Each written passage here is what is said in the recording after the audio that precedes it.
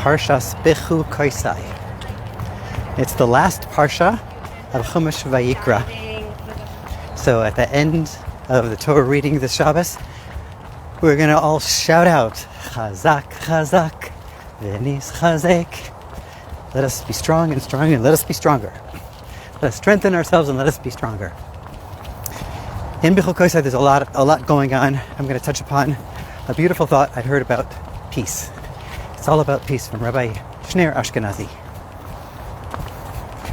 At the beginning of the parsha, the Torah promises us, God promises us in the Torah, many beautiful blessings, a series of blessings, if we adhere to the Torah, if we dive into the Torah and toil in the Torah study and observe its mitzvahs.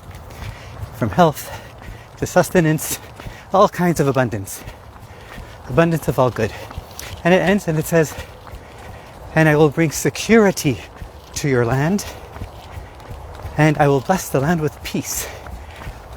You will live in security and peace. So the biblical commentators ask, what is the difference between security and peace? Why do we need them both? Does one encompass the other or not? And so the main biblical commentators, the Ibn Ezra and Orach Chaim, they talk about this and they say that security is external, something that prevents us from being concerned or afraid of what comes outside of us. Peace is internal. That means among the Jewish people themselves, within the families, there will be peace. So security is external. Nations of the world won't bother us, and peace is internal. And the Rambam says, if you look at the peace, just the regular idea of peace, peace is a big part of our life in Judaism.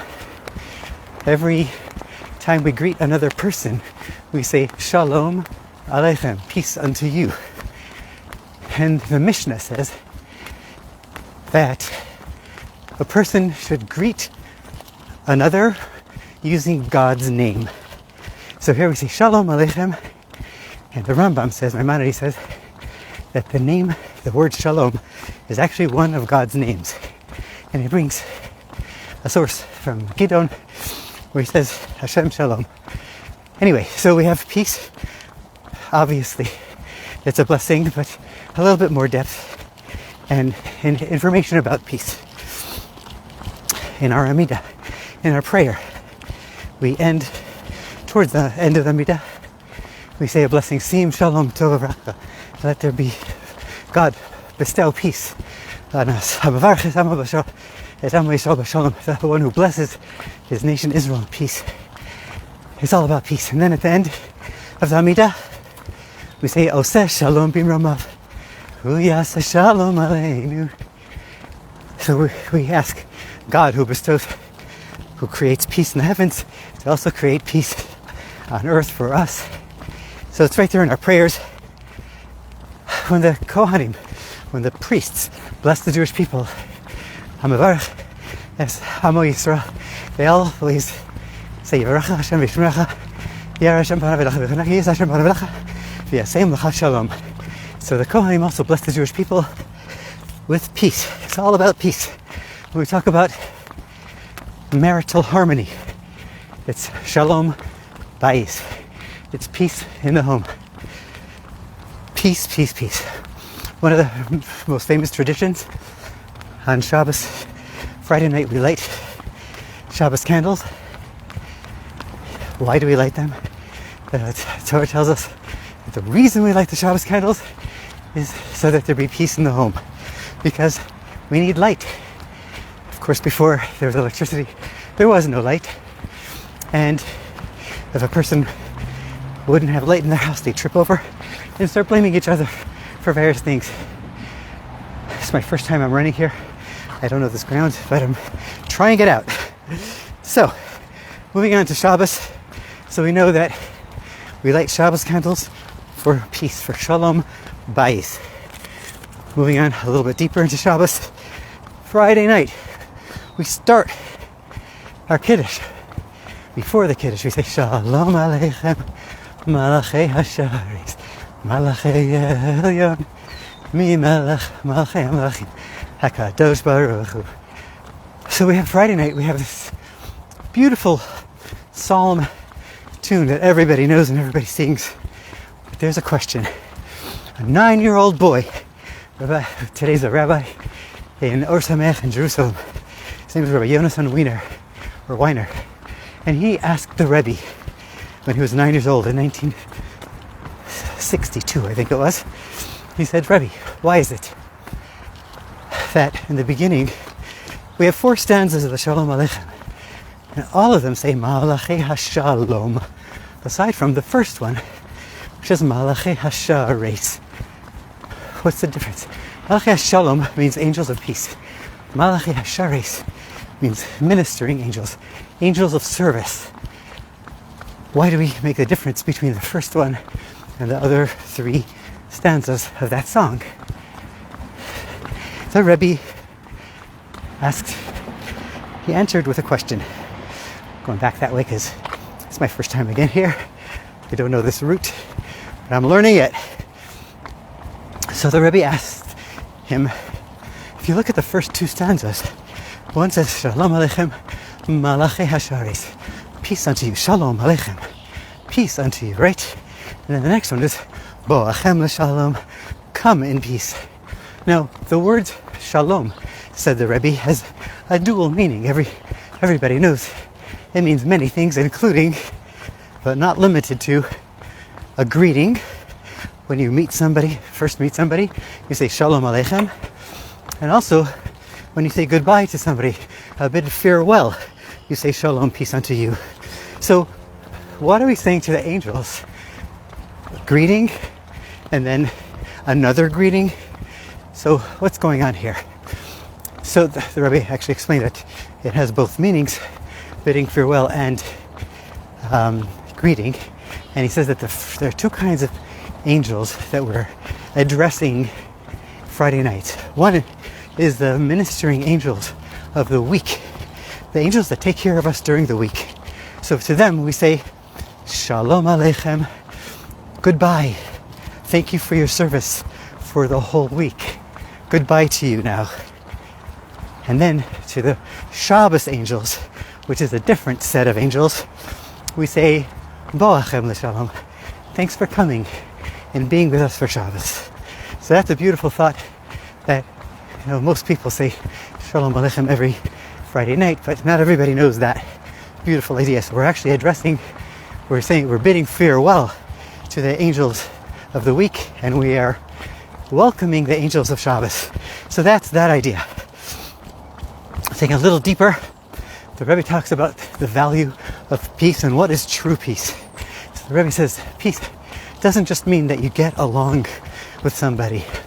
True peace comes from the word shalom, comes from the word shlemut, which means completeness, wholeness. And that wholeness and completeness refers to a completeness of 2 opposites that come together in true unity. And he goes on to explain that if you look through the whole Jewish literature, you see the Talmud is full of disputes and debates. Where is the peace over there? Where is the peace? Says the Rebbe that the Mishnah in Pirkei Avot says that when there's a debate or dispute that is l'shem shamayim, that is for the sake of heaven, sofa Hitkayim, it will endure, it will remain forever. If it is not l'shem shamayim, if there is a dispute or debate or a discord that is for selfish reasons, it won't last. Nothing good will come out of it. So why do you want something to endure? Why do you want any kind of debate to endure?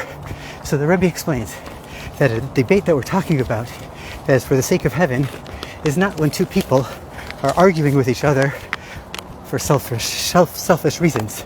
We're talking about people who want to come to the truth of the matter, and they bang their heads against each other trying to find the truth, and they value each other's opinion so much they have room for the other's opinion in their hearts and in their minds, and they build on it. It doesn't destroy them. It doesn't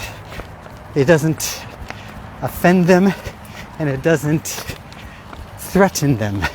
They like it, they want it, they embrace it. And that is the unity that we're looking for. We're looking for unity that's not the absence of conflict. We're looking for unity and peace in which we learn and grow from disagreements. That's personal disagreements, whether it's in a marriage, a husband and wife who have no disagreements. That's a bad marriage. If they agree on everything, something's wrong. They're probably not talking to each other. But we're talking about worthy disputes. In a worthy dispute, the parties all learn from each other, and they're not competing against each other. And also, in a broader sense, every one of us comes from one of the 12 tribes, and each of the 12 tribes had different characteristics and character traits and contribution to the world. Even our prayers, the Alter Rebbe, if you look at that, he made the Chabad Siddur, compiled from 60 different versions of a Siddur. And he wrote that at the time,